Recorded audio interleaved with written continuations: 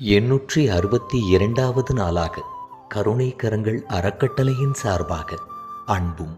அன்னமும் என்பதன் அடிப்படையில் திரு கிரி பிரசாத் திருமதி லக்ஷ்மி தம்பதியரின் சார்பாகவும் அவர்களின் அன்பு திருமகன் செல்வன் சித்தார்த் அவர்களின் சார்பாகவும் அரசு மருத்துவமனையில் சிகிச்சை பெறுபவர்களுக்கும் மற்றும் உடன் இருப்பவர்களுக்கும் காலை உணவு அருட்பிரசாதமாக வழங்கப்பட்டது.